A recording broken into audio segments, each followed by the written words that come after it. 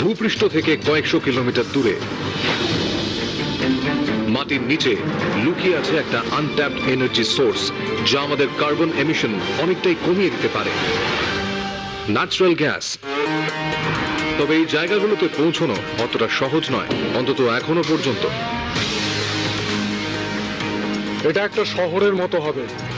একটা তাক লাগিয়ে দেওয়া মেশিন তৈরি করা হচ্ছে, যা আগে কখনো দেখা যায়নি। এই যে মডিউলটা দেখছেন, এটার ওজন প্রায় 2025 মেট্রিক টন। এটা অনেক দূর দূরান্তের সমুদ্রের গভীর থেকে ন্যাচারাল গ্যাস বের করে তাকে লিকুইফাই করে স্টোর করে রাখে। এটার জন্য ভবিষ্যতে হয়তো আর আন্ডারসি গ্যাস পাইপলাইনের দরকার হবে না। এতে 1,32,000 টন স্টিল ব্যবহার করা হয়েছে, আর এটা সমুদ্রের 200 মিটার নিচে থেকে গ্যাস পাম্প করার ক্ষমতা রাখে। বিশ্বের প্রথম ফ্লোটিং ন্যাচারাল গ্যাস ফ্যাসিলিটি।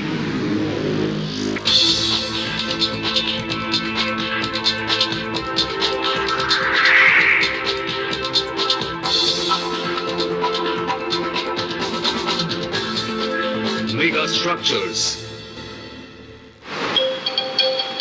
মালয়েশিয়ার সেরাওয়াক থেকে 180 কিলোমিটার অফশোরে রয়েছে কুম্যাং ক্যানোয়েট গ্যাস রিজার্ভ। এই গ্যাসটা 100 মিটার গভীরে একটা রক বেডের মধ্যে আটকে আছে। এই ধরনের দূরবর্তী জায়গায় পৃথিবীর 1/3 গ্যাস রিজার্ভ রয়েছে।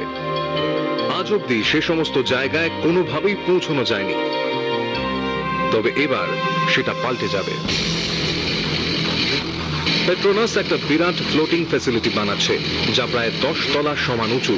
এটা প্রেশাস রিসোর্স মাইনিং এর ক্ষেত্রে একটা নতুন দিগন্ত খুলে দেবে। পেট্রোনাস অনেকদিন ধরেই এই সমস্ত ছোট আর আটকে থাকা গ্যাস ফিল্ড নিয়েই কাজ করার চেষ্টা করেছে, সেই 2006 সাল থেকে। এটা খুবই একটা সাহসী পদক্ষেপ নেওয়া হয়েছে। এক্ষেত্রে এমন কিছু নেই যাকে রেফারেন্স হিসেবে নেওয়া যাবে। গ্লোবাল ফরচুন 500 কোম্পানি পেট্রোনাস, যা মালয়েশিয়ার রাষ্ট্রীয় অয়েল অ্যান্ড গ্যাস কোম্পানি, তাদের একটা মারাত্মক চ্যালেঞ্জের মুখোমুখি হতে হবে, যা এই ইন্ডাস্ট্রির সবাইকে ফেস করতে হয়। এই গ্যাস উবে যায় এবং অত্যন্ত সহজদাহ্য। ন্যাচারাল গ্যাস কাজ করার জন্য যথেষ্ট সেফ করতে গেলে সেটাকে আগে মাটির উপর তৈরি প্রসেসিং প্লান্টে -162 ডিগ্রি সেলসিয়াস পর্যন্ত ঠান্ডা করতে হয়। তাতে এটা এলএনজি বা লিকুইড ন্যাচারাল গ্যাসে পরিণত হয়। এলএনজি 600 গুণ কম জায়গা নেয়, আর তার জন্য এটা সহজেই স্টোর করা যায় আর অনেকটা করে ট্রান্সপোর্ট করা যায়। তবে এই কাজটা কখনো সমুদ্রে করা হয়নি। এখানে সব থেকে বড় চ্যালেঞ্জ হলো এই যে আমরা যে ইকুইপমেন্টগুলো ব্যবহার করব সেগুলো অনশোর প্ল্যান্টের মতোই বড়। আর এই হলো সেই মেগা ফ্যাক্টরি, যা এই অবাস্তব কাজটাকে বাস্তব করে দেখাবে। এর নাম হলো পিএফএলএনজি সাতু। গত 1 বছর এটাই ওর বাড়ি। গোজে আইল্যান্ডের একটা এক্সটেন্সিভ ডিপ সি পোর্ট। আর মাত্র 14 মাসের মধ্যে এই বিরাট জাহাজটাকে পাড়ি দেওয়ার জন্য তৈরি হতে হবে। এই 365 মিটার লম্বা গ্যাস প্রসেসিং প্ল্যান্টটাকে ডিজাইন আর কনসেপচুয়ালাইজ করতেই 10 বছর লেগে গেছে। প্রথম সমস্যা, কি করে ডেঞ্জারাস লিকুইড গ্যাসকে সমুদ্রের মাঝেই স্টোর করার ব্যবস্থা করা যায়, আর সেটা এই ট্রপিক্সের গরমে কিভাবে ঠান্ডা রাখা যায়। সমাধান, এর বিরাট হালের মধ্যেই বড় বড় ট্যাঙ্ক ডিজাইন করা। এটা যদিও বিশ্বের সর্বপ্রথম এই ধরনের প্ল্যান্ট, তবে গ্যাস স্টোর করার থেকে অনেক বেশি কাজ একে করতে হবে।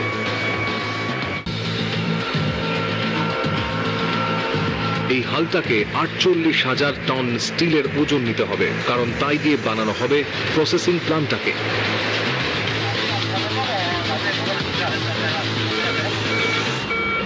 হালটা বানানো হয়ে গেলে কনস্ট্রাকশন টিমকে সেই ট্যাঙ্কগুলো বানাতে হবে, যাতে লিকুইড ন্যাচারাল গ্যাস রাখা হবে। এই গুহার মতো বিরাট জায়গায় প্রায় 22,000 কিউবিক মিটার লিকুইড রাখা যেতে পারে, যা প্রায় 9টা অলিম্পিক সাইজ সুইমিং পুলের ভলিউমের সমান। জায়গা বাঁচানোর জন্য ট্যাঙ্কটা হালের মধ্যে রাখার আইডিয়া খুবই ইনোভেটিভ। তবে একটা ভয় থেকেই যাচ্ছে, বিশেষ করে যখন এই ট্যাঙ্কগুলো কিছুটা খালি থাকবে। জাহাজটা যত নড়বে তত লিকুইড গ্যাসটা নড়তে থাকবে। স্লশিং এফেক্টটা কি বলুন তো? এটা বেসিক্যালি যদি আপনি একটা কাপ বা বালতি নেন আর সেটাকে পুরো জল দিয়ে ভরে দেন, আর আপনি যদি বালতিটাকে নাড়াতে থাকেন তাহলে দেখবেন জলটা আগে পিছে নড়ছে। যথেষ্ট ফোর্স তৈরি হলে হাল আর এলএনজি ট্যাঙ্কের মধ্যে যে পাতলা 1 মিলিমিটারের আস্তরণ আছে সেটা ফেটে যেতে পারে। আর ট্যাঙ্কের এই প্রথম লেয়ারটা নষ্ট হয়ে গেলে লিকুইডটা বেরিয়ে যেতে পারে আর সেটা সবকিছুকেই ভঙ্গুর বানিয়ে দিতে পারে। একটা গ্যাস লিক থেকে এক্সপ্লোশন পর্যন্ত হতে পারে, আর সেটা যদি সমুদ্রে হয় তাহলে অনেক বড় ধরনের বিপদ হতে পারে। এই টিম একটা নতুন ইউনিক ডিজাইন বানালো যাতে অতটা গ্যাস না ছলকে যায়। 4টে করে ট্যাঙ্কের 2টো প্যারালাল রো বানানো হবে যাতে জাহাজটা ওইভাবে ডিস্টেবিলাইজড হওয়ার পরও কোনো সমস্যা না দেখা দেয়। একটা অপারেশন হালের এই ধরনের ডিজাইন বিশ্বে প্রথমবার বানানো হচ্ছে। কয়েক মাস ধরে কাজ করার পর ট্যাঙ্কগুলো বানানো শেষ হলো। এবার সময় হয়েছে হালের ওপরে প্রসেসিং প্ল্যান্টটা বানানোর। সেটা করার জন্য 21টা বিরাট প্রি ফ্যাব্রিকেটেড মডিউলকে জাহাজের উপর নিয়ে সেগুলোকে অ্যাসেম্বল করতে হবে। সবার শেষে যেটা এলো সেটা হলো একটা 2000 টনের বিরাট ব্লক যা গ্যাসটাকে শোধন করবে। এটা আমাদের শেষ মডিউল, যেটাকে আমাদের এখন প্রি ইরেকশন এরিয়া থেকে নিয়ে যেতে হবে কি সাইটে, যেখান থেকে আমরা এটাকে তুলে দেব এফএলএনজি ফ্লোটারে।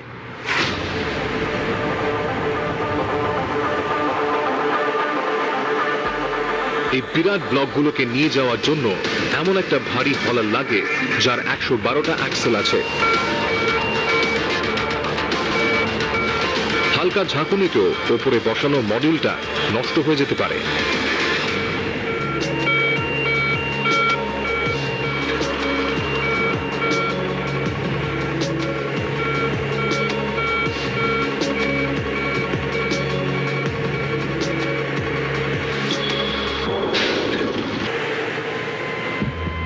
এই বিরাট ব্লকগুলোকে জাহাজে তোলার জন্য একটা 3600 টনের ফ্লোটিং ক্রেনের প্রয়োজন। তবে এগুলোকে তুলে আনার জন্য জাহাজটা ঘোরাতে হবে, যা বলা সহজ কিন্তু করা কঠিন। এটা একটা পাজলের মতো। যে সমস্ত মডিউলগুলো বানাতে হবে তার একটা সিকোয়েন্স আমাদের প্ল্যান করতে হয়েছে যাতে আমাদের হালটাকে বারবার ঘোরাতে না হয়।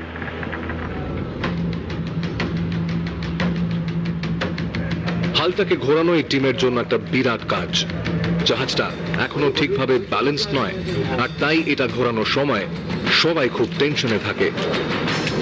যেহেতু এটা প্রায় 10 তলা উঁচু, তাই জোরে হাওয়া দিলেও এটার ব্যালেন্স বিগড়ে যেতে পারে, যার জন্য অনেক বড় বিপদ হতে পারে। তো আমরা যখন এটাকে ঘোরাবো তখন একদম তাড়াহুড়ো করলে চলবে না, কারণ তাহলে হয়তো আমাদের কোনো বিপদ হলেও হতে পারে।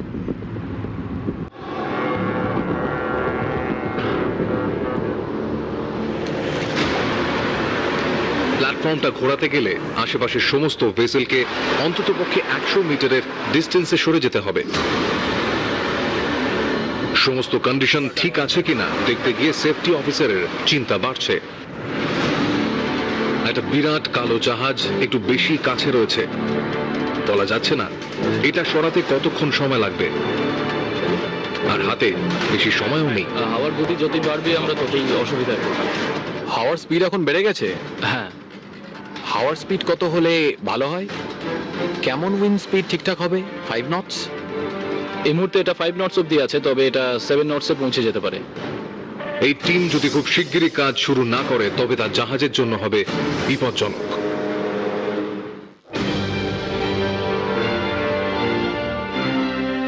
বিশ্বের প্রথম floating natural gas processing facility প্রায় তৈরি হয়ে গেছে। পরবর্তী স্টেপ হলো বাকি 21টা প্রসেসিং ব্লককে এই জাহাজের হালের ওপর তুলে দিতে হবে।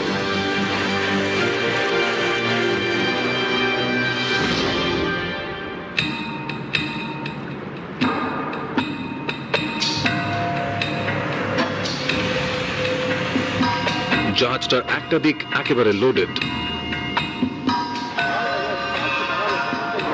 এবার এটাকে ঘোরাতে হবে যাতে বাকি ব্লকগুলো এর উপর তোলা যায়।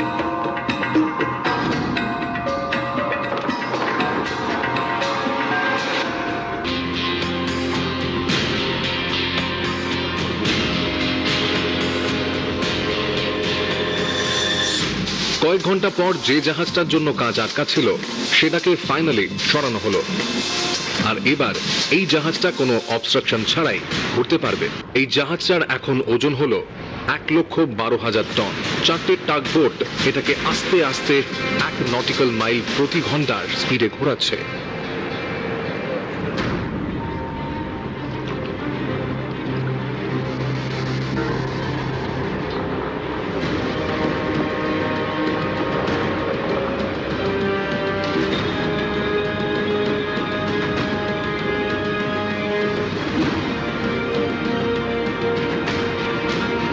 একবারে এই জাহাজটাকে ঘোরানো সম্ভব হয়েছে।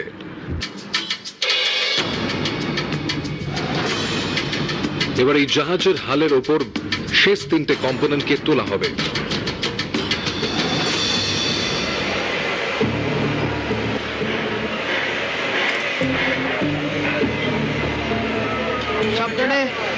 এই বিরাট মডিউলটা হালে লোড করতে হলে এখানকার ওয়ার্ক ক্রুকে প্রথমে একটা ক্রেনের সঙ্গে মডিউলটাকে অ্যাটাচ করতে হবে বিরাট শেকল দিয়ে।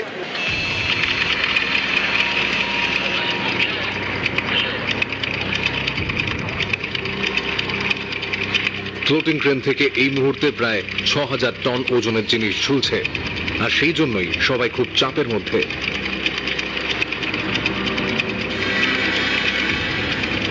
হাওয়া আর মুভমেন্টের জন্য মডিউল নড়ে যেতে পারে আর তার নিচের দিকটা ক্ষতিগ্রস্ত হতে পারে। সেটা সারাতে কয়েক মাস লেগে যেতে পারে, আর তাতে কনস্ট্রাকশন শিডিউলে অনেকটা দেরি হতে পারে।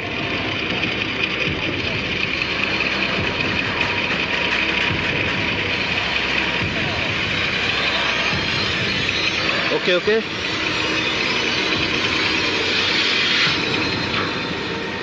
স্টেজটা স্মুথলি হয়ে গেছে, তবে বিপদ এখনো কাটেনি। এটাকে এখনো জাহাজের ডেকে বসানো বাকি আছে। ওয়ার্ক ক্রু অপেক্ষা করছে মডিউলটা রিসিভ করার জন্য। এটা যদি সঠিকভাবে তোলা যায় তবেই বোঝা যাবে পরের ব্লকটা সময়ের মধ্যে তোলা যাবে কিনা।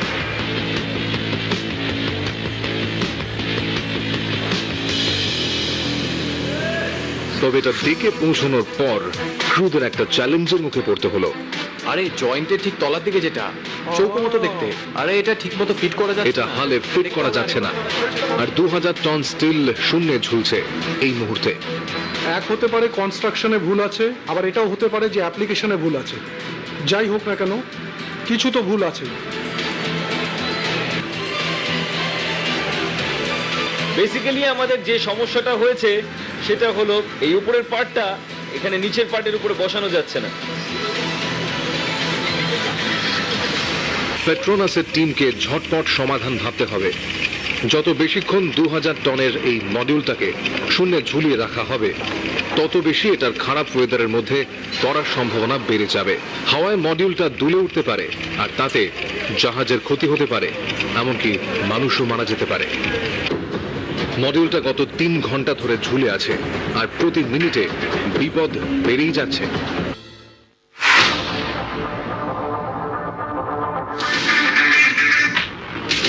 বিশ্বের প্রথম floating liquefied natural gas facility PFLNG-2 এর কনস্ট্রাকশন এই বছরই শেষ হবে। এই জাহাজটার কনস্ট্রাকশন প্রায় হয়ে এসেছে, কিন্তু একটা সমস্যা দেখা দিয়েছে। আমি চাই না যে মডিউলটার কিছু হয়ে যাক। একটা বিরাট 2,000 টনের ব্লককে ডেকের মধ্যে ফিট করানো যাচ্ছে না, আর সেটা ততক্ষণ ঝুলবে যতক্ষণ না ওয়ার্কাররা নতুন লেগ কেটে সেগুলোকে আবার ওয়েল্ড করছে। সিচুয়েশনটা খুবই ডেঞ্জারাস, আর ওয়ার্কাররা সারা রাত ধরে কাজ করছে।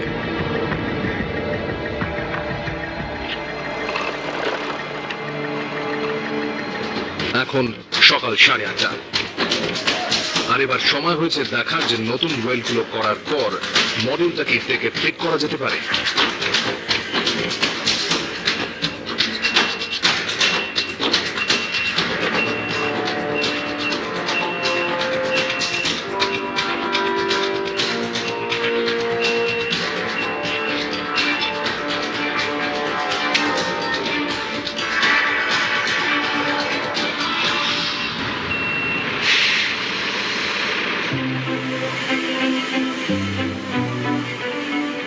একটা বিরাট সমস্যাকে পার করে তারা এবার কনস্ট্রাকশনের ফাইনাল স্টেজের দিকে এগিয়ে যাচ্ছে। এবার ওদের মডিউলটাকে পাইপের একটা বিরাট নেটওয়ার্কের মাধ্যমে কানেক্ট করতে হবে। প্রসেসিং প্ল্যান্টের জন্য এগুলো ততটাই জরুরি যতটা মানুষের শরীরের জন্য জরুরি ভেন। এগুলোর মধ্যে দিয়ে গ্যাস প্ল্যাটফর্ম থেকে স্টোরেজ ট্যাঙ্ক অব্দি যায়। পাইপ স্পুল হলো প্রি অ্যাসেম্বল করা লম্বা লম্বা পাইপ। প্রত্যেকটা স্পুলকে ইন্সপেক্ট করতে হবে, ক্র্যাক আছে কিনা তা টেস্ট করতে হবে, তারপর পরিষ্কার করে ইনস্টল করতে হবে। যদি একটাও ক্র্যাক পাওয়া যায় তাহলে পুরো স্পুলটাকে রিপ্লেস করতে হবে। শুনে সহজ মনে হলো এই জাহাজে 35,000 আলাদা আলাদা পাইপ স্পুল আছে, আর সবকটার উপর নজর রাখা কঠিন হতে পারে। শরীফা একটা বিশাল ক্রায়োজেনিক পাইপ টেস্ট করছেন। এগুলোকে ওয়েল্ড করাই সবচেয়ে বিপজ্জনক, এবং যদি এলএনজি বেরিয়ে যায় গরম হাওয়া এটাকে দ্রুত ন্যাচারাল গ্যাসে বদলে দিয়ে সম্ভাব্য বিস্ফোরকে পরিণত করতে পারে। পাউট বা ফেজড অ্যারে আল্ট্রাসনিক টেস্টে প্রোব ব্যবহার করে ওয়েল্ড জয়েন্টে একটা পালস পাঠানো হয়। যদি কোনো সামান্যতম ক্র্যাকও থাকে পাইপগুলো রিওয়েল্ডিং করতে হবে। এখন তাদের কাজ প্রায় শেষের পথে। এর পরের স্টেপ হলো গুরুত্বপূর্ণ কিছু পরীক্ষা নিরীক্ষা। আরে না না না, কোনো সমস্যা হবে না, করে ফেলো। যদি ভেসেল সবগুলোতে পাশ করে যায় তাহলে এটা সমুদ্রে যাওয়ার লাইসেন্স পাবে আর কমিশন হবে।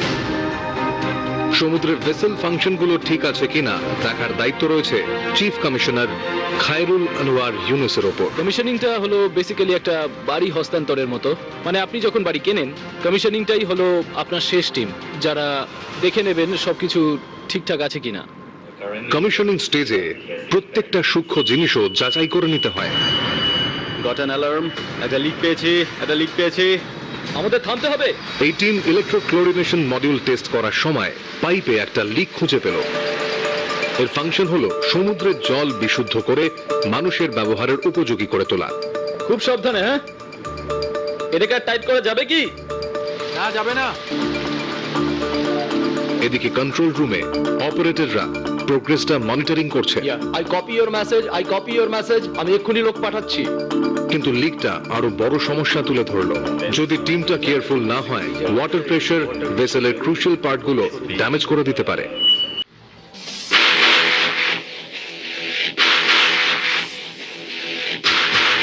পিএফএলএনজি স্যাটু বিশ্বের প্রথম ফ্লোটিং ন্যাচারাল গ্যাস ফ্যাসিলিটি তার কনস্ট্রাকশনের 3য় বছরে পা রাখলো। 4 মাসের মধ্যে তার নতুন গন্তব্যে যাওয়ার শিডিউল তৈরি করা হয়েছে, যেটা মালয়েশিয়ার সারাওয়াক উপকূল থেকে 180 কিলোমিটার দূরে। এটা ফ্যাসিলিটির একটা গুরুত্বপূর্ণ অংশ। এখানে ন্যাচারাল গ্যাসটা লিকুইড গ্যাসে পরিণত হয়, যে প্রক্রিয়াটা লিকুইফ্যাকশন নামে পরিচিত। 1988 জুলাইয়ে oil and gas platform Piper আলফায় পাইপের ত্রুটির কারণে লিকুইড গ্যাস লিক করায় বিস্ফোরণ ঘটেছিল। এরপর তেলে আগুন ধরে গিয়ে শেষে আরো বিশাল বিস্ফোরণ ঘটতে থাকে, যা পাইপ আলফাকে গ্রাস করে নেয়। 2 ঘন্টার মধ্যে প্ল্যাটফর্মটা ভেঙে পড়ে এবং 167 জন মানুষের মৃত্যু হয়। এখনো পর্যন্ত এটাই ডেডলিয়েস্ট অফশোর অ্যাক্সিডেন্টের ভয়ানক রেকর্ডটা ধরে রেখেছে। ভেসেলের একটা গুরুত্বপূর্ণ অংশ ইনস্টল করার পর তারা এটাকে আরো বেশি সমুদ্রে নামার উপযোগী করে তুলল, কিন্তু এই ভেসেলটা এখনো সমুদ্রে নামার উপযোগী নয়। ওয়েদার খুব রাফ হয়ে যাওয়ার আগে প্ল্যাটফর্মটা পাঠানোর জন্য টিমের হাতে 2 মাস সময় রয়েছে।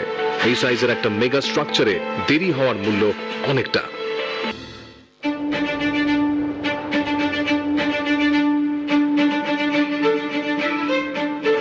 নানান কাজে দেরি হওয়ার পর বিশ্বের প্রথম ফ্লোটিং লিকুইফাইড ন্যাচারাল গ্যাস ফ্যাসিলিটির এখন সাউথ কোরিয়ার ডক ছেড়ে সমুদ্রে রওনা দিতে আর 30 দিন বাকি। এর মিশন হলো মালয়েশিয়া উপকূলে থাকা গ্যাসের ভান্ডার থেকে গ্যাস তুলে আনা। এখনো কনস্ট্রাকশন ওয়ার্কের অনেকটাই বাকি। এই টিমের লক্ষ্য ভেসেলটা ডকে থাকা অবস্থাতেই যতটা সম্ভব কাজ সেরে ফেলা, কারণ যখন এটা উপকূল ছেড়ে যাবে কন্ডিশনগুলো আরো কঠিন হবে। এই প্ল্যাটফর্মটা ভাসার আগে প্রজেক্ট ইঞ্জিনিয়ার নিক সাইফুলকে ভালো করে সবকিছু দেখে শুনে নিতে হবে।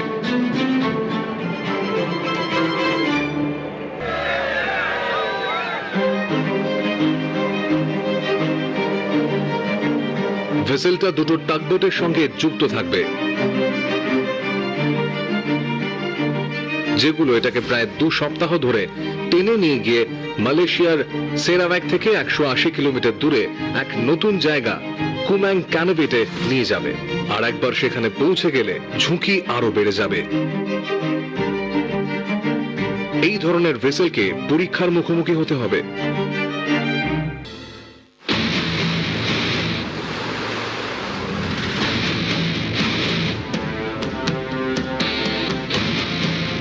দু সপ্তাহ সমুদ্র যাত্রার পর বিশ্বের প্রথম floating liquefied natural gas facility অবশেষে মালয়েশিয়া উপকূল থেকে বহু দূরে তার নতুন জায়গায় পৌঁছলো।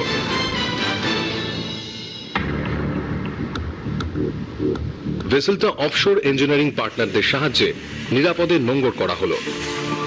এবার ফাইনাল স্টেজ শুরু হবে, সমুদ্রের নিচ থেকে অফশোর গ্যাস রিজার্ভটাকে ট্যাপ করার কাজ। এই প্রথমবার পিএফএলএনজি সাটু তার কাজ শুরু করতে চলেছে, আর এটাই সেই মুহূর্ত যেখানে তাদের স্বপ্ন বাস্তব হতে চলেছে।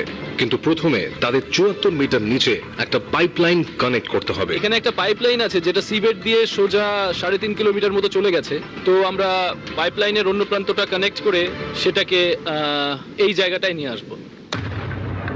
প্ল্যাটফর্মটাকে গ্যাস ফিল করার সঙ্গে কানেক্ট করতে 4টে অন্য বোট দরকার। প্রথমে ডাইভাররা ওশান ফ্লোরে একটা লম্বা হোসকে পাইপলাইনের সঙ্গে কানেক্ট করার কাজ করবে। তারপর ডাইভ বোট হোসটাকে প্ল্যাটফর্মের দিকে নিয়ে যাবে। ফাইনালি এটা তুলে প্ল্যাটফর্মের সঙ্গে কানেক্ট করা হবে। কিন্তু তারা কাজটা শুরু করার আগে একটা সমস্যা দেখা দিল। একটা ঝড় আছড়ে পড়লো, যার জন্য ভেসেলগুলো দূরে দূরে সরে গেল আর কাজ বন্ধ রাখতে হলো।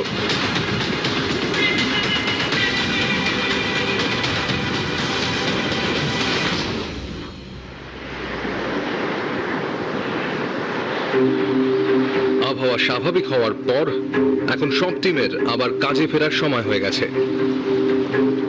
সমুদ্রের প্রায় 74 মিটার নিচে ডাইভাররা পাইপলাইনের প্রথম অংশটা প্রস্তুত করছে।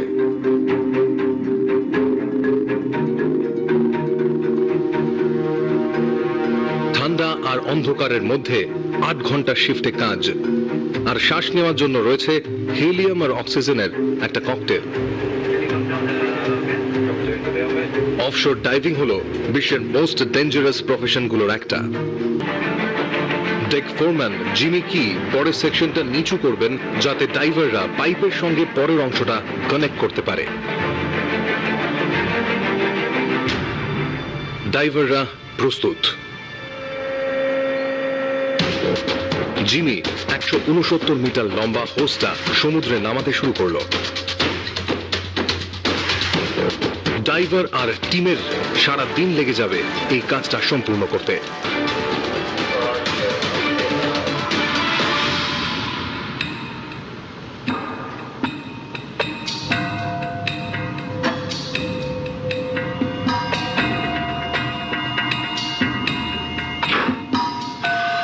জলের নিচে দুটো হোস এখন কানেক্ট করা হয়ে গেছে।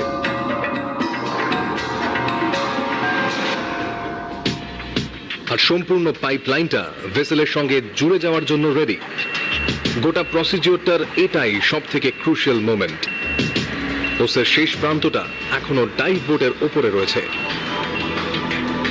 হোসটাকে ভেসেলে ট্রান্সফার করার জন্য বোটটাকে আরো কাছে আসতে হবে। কিন্তু সমুদ্রের এখন যা অবস্থা, তার জন্য ভেসেলগুলোর একে অপরের সঙ্গে ধাক্কা লাগার রিস্ক রয়েছে।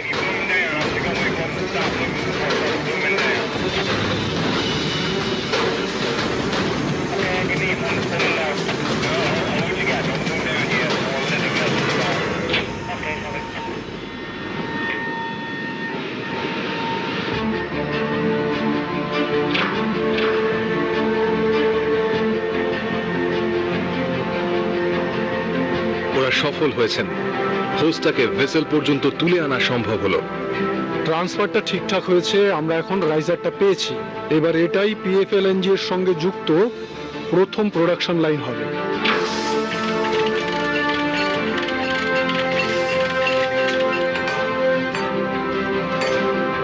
পাইপলাইনটা টেস্ট হয়ে গেলে এটা ফাইনালি আন্ডারসি গ্যাস ফিল্ডগুলো ট্যাপ করতে পারবে। ডিজাইন থেকে শুরু করে এক্সিকিউশন, পিএফএলএনজি সাটু জলের উপর এমন একটা কাজ করছে যেটা অন্য কোনো ভেসেল আগে করেনি। এটা তার লিকুইড ন্যাচারাল গ্যাস ভর্তি ফার্স্ট কার্গোটা কয়েক সপ্তাহের মধ্যেই পাঠাবে। এর জার্নি, যেটা 1 দশকেরও বেশি সময় নিয়েছে, অবশেষে সার্থক হলো, কারণ এটা মালয়েশিয়ার সেরাওয়াক থেকে বহু দূরে নোঙর ফেলেছে। পিএফএলএনজি সাটু তার কাজে সত্যিই সফল। ন্যাচারাল গ্যাস এক্সট্রাকশনের ব্যবস্থাটা সে আমূল বদলে ফেলেছে।